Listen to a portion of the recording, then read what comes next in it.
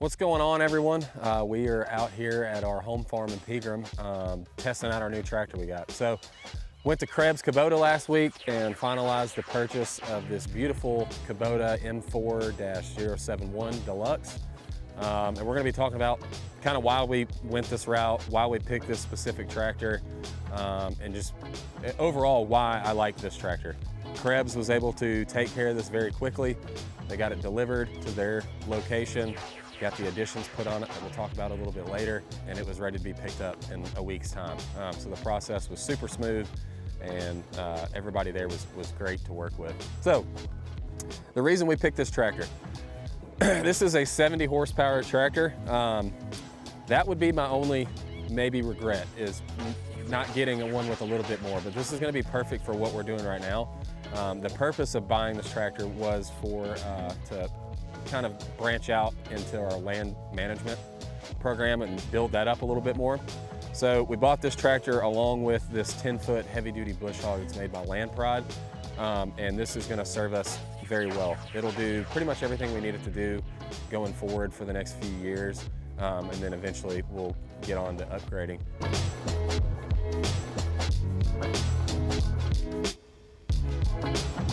A main thing that I like to do when bush hogging, and one of the main reasons I had this machine come with a front end loader, is because I like to put the grapple bucket on the front opposed to just having the regular bucket while we're bush hogging, for a couple different reasons. Mainly is whenever you're bush hogging somebody's property, especially if it hasn't been done in a while, or if the property is just new to you, this is a new client, you don't always know what you're getting into. There could be logs laying in the way, rocks, any sort of debris that's just accumulated over time. So having that grapple bucket on the front makes my job a lot easier, because I don't even have to get off the tractor. I can just shut the PTO down, grab what I need, get it out of the way, and keep on going.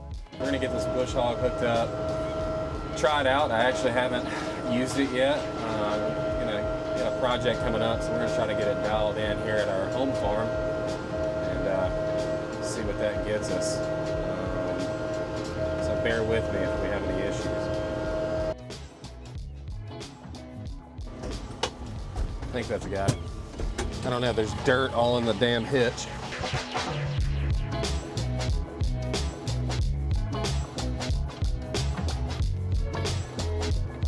All right, so this is a 10-foot heavy-duty Land Pride bush hog that we picked up. We actually purchased it with the tractor. It was kind of a bundle deal. So I haven't used it yet. We're gonna hook it up, kind of go through, try to work out the kinks. We got a project coming up and we're gonna need it. So we're gonna give it a good test run here at our home farm. So one thing they were explaining to me whenever I purchased this is that this one, I'm not sure if all of them have it. It's got these neat little brackets right here you can use to put on this hydraulic cylinder, which raises and lowers the deck height. But when you're transporting it, or if you want to set like parameters on how low you're cutting or how high you're cutting, you can put these on there right here on this. You can see there's quite a few of them already on there. But you can put those on there, and that limits how low the deck can go, or it's really helpful when you're trying to load it on the trailer and transport it. It keeps the hydraulics from letting down and getting lower after you shut the tractor off. So I'm gonna get this hydraulic line hooked up, and then we'll take it out for a spin. Winner, winner. All right, so one thing I was listening to is what RPMs you engage the bush hog at once you get going. And you know, some people do it when the RPMs are all the way up. You do run the risk of stalling your tractor out whenever you do. If you have your RPMs all the way down and you're just idling at the lowest, you could stall your tractor out when you engage the PTO.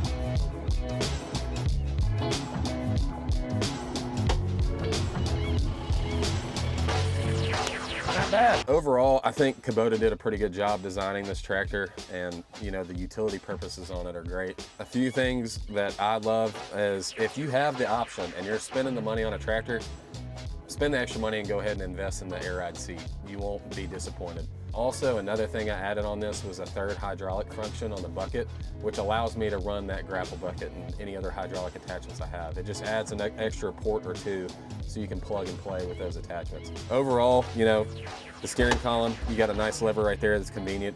Get it down to where you want.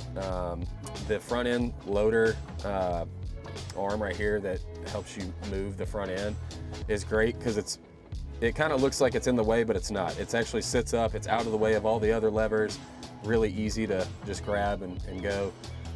Also a big thing, they don't make hydrostatic transmissions in tractors this size, but they do have the shuttle shifter, which is great to just be able to go in forward, punch the clutch in, you're immediately going back. And, you know, some of the older tractors I have, you've got your gearbox down here, you've got to move a bunch of stuff around to be able to do that.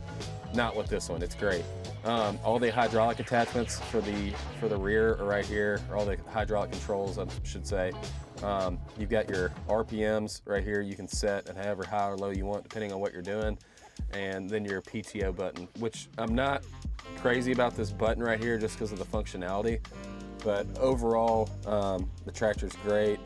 We've got AM, FM radio with Bluetooth, which is awesome. Heat and air, which is definitely a plus. We've got a fucking wasp in here, or a bee. So one thing I forgot to mention, the buddy seat. This is something that comes with the M4s, I believe. I think it's pretty standard, but this is also one of my favorite things. This allows me to get Miss Hope in here. She can ride along with me, especially when we're working at our own farm, or it's pretty convenient. You just flip it up whenever you want it down, especially if I get Honey or a dog, which you've seen in some other videos in here. You can just flip that down and she's got room to kind of just sit right there and hang out while we're working. So when we made this purchase, I wasn't entirely sure on what kind of bush hog I should get. So I really leaned heavy on Krebs Kubota to help me make that decision. We ended up going with this Land Pride 10-foot heavy duty bush hog, mainly because of what kind of horsepower it takes to power it. So ideally, in the future, I would like to get a batwing bush hog, which folds up and you can cut a larger spot at one time. But with the horsepower limitations on this, you can run it, but it's not great for the tractor. So with the 70 horse tractor, this bush hog was a perfect setup for it, and is gonna do us very well and should handle pretty much anything we put it through.